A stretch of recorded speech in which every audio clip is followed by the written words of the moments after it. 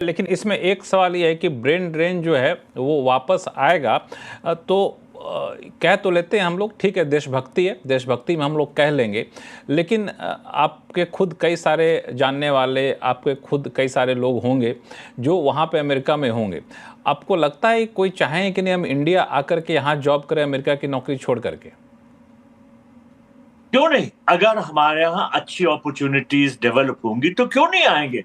इसके अलावा जैसे मैंने कहा, बहुत से ऐसे दूसरे देश हैं, जर्मनी, जापान, यूके भी, जो हमारे स्किल्ड प्रोफेशनल्स को आमंत्रित कर रहे हैं और ये पैगाम देने की कोशिश कर रहे हैं कि उनके लिए दरवाजे खुले हैं, वो आके काम करें। अभी देखिए, इसमें दोनों ही चीजें जापान गए थे, इसमें दोनों ही चीजें हैं दयाल साहब कि एक तो इकोसिस्टम हमें अपने यहाँ बनाना होगा कि वहाँ के लोग हमारे यहाँ काम करें और हमारे यहाँ काम करके यहाँ पे रहें।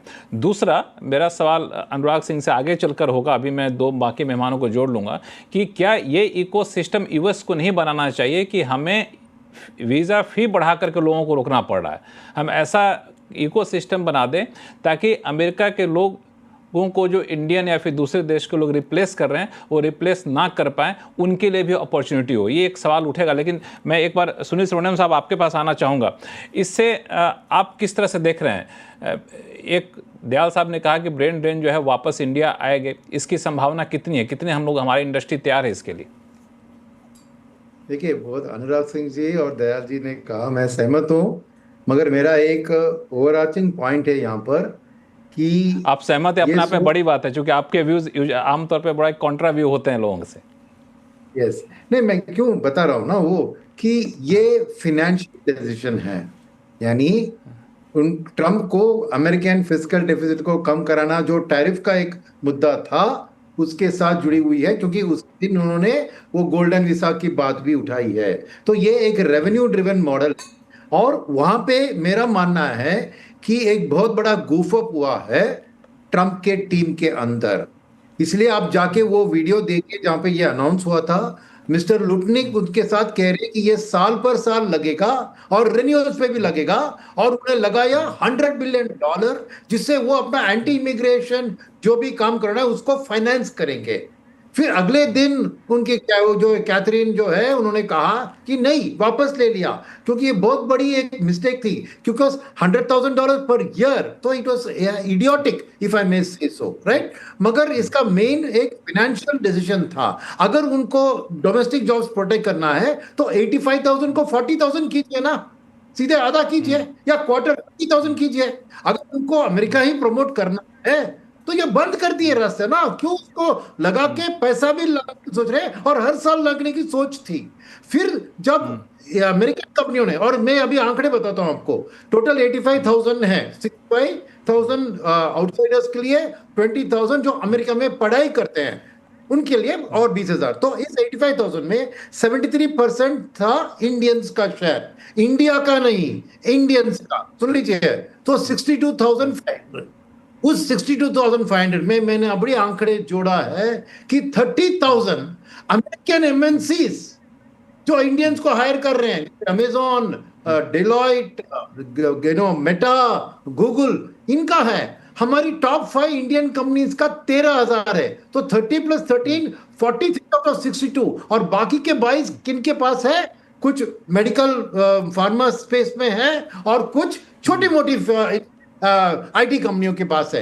तो मैं क्या कह रहा हूं कि ये डेफिनेटली अमेरिकन कंपनीज को ही नुकसान है ना ये, क्योंकि उनको ही भरना है। तो उन्होंने, और 2 दिन पहले या 3 दिन पहले इन सबके साथ बैठक, डिनर किया था मिस्टर ट्रंप ने सभी अमेरिकन ये सीईओ के साथ।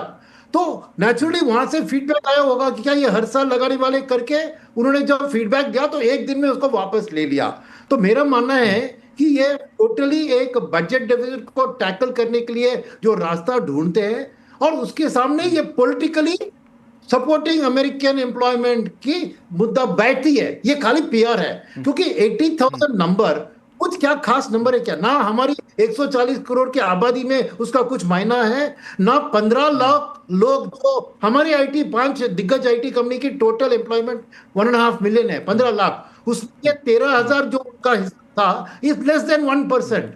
तो नहीं हमारे आईटी इंडस्ट्री के ऊपर कुछ इम्पैक्ट होगा। यस, इंडियंस जो चाहते थे कि हम H1B वीजा लेकर अमेरिका में काम करें, उनकी ख्वाहिशें थोड़ी धूल में चली गई। बिकॉज मेरा मानना है इस रास्ते से, जैसे अनुराग कह रहे थे, ये एक्चुअली ओबिचुअरी है H1B सिस्टम का, क्योंकि अनलेस एक एम्प्लॉयमेंट को आप $200,000 देने के लिए तैयार है, उसके लिए 6 साल के ले रहा हूं, $17,000 पर ईयर, तो that is okay, 8% more than there salary, वो तो वो एडजस्ट करके पढ़ सकते हैं। मगर एवरेज आईटी एम्प्लॉय जो इंडिया से जाता है उसका $60,000 to $80,000 है, उसमें अगर $17,000 एडिशनल छोड़ने वाले हैं तो इट इज बिकम्स अनवायबल।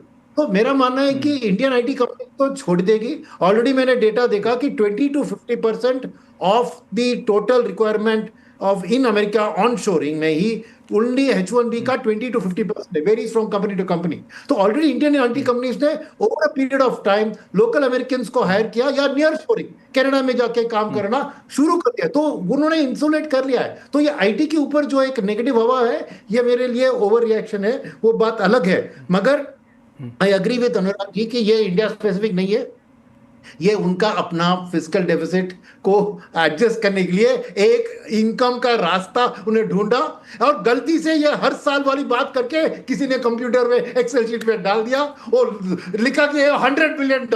तो ये सब एब्सोल्यूट रबिश है, क्योंकि उतना इनकम नहीं आएगा, ये H1B प्रोग्राम कोलैप्स हो जाएगी और इनका इनकम का जो ख्वाहिश है वो पूरा खत्म हो जाएगी। मगर जरूर जो इंडियंस है जिनकी एक आशा थी कि मैं अमेरिका में, क्योंकि ये ना ही ग्रीन कार्ड के लिए कुछ आसान बनाती है, क्योंकि परमानेंटली H1B में रहकर 20-25 साल लगते हैं ग्रीन कार्ड लगने में, तो ये क्या है, टेम्पररी 6 ईयर का एम्प्लॉयमेंट है उधर जाकर। तो मेरा मानना है कि ये इजिली करेंगे, ना ही ये 85,000 नंबर इतना एक छोटा नंबर है, तो इसके ऊपर इतना चर्चा, इतने मार्केट में करेक्शन, ये सब मुझे ओवरडन लग रहा है, ये कुछ नहीं है। और ये ट्रेड टॉक्स का और इसका कुछ संबंध नहीं है, वो मैं अनुराग जी से सहमत हूँ।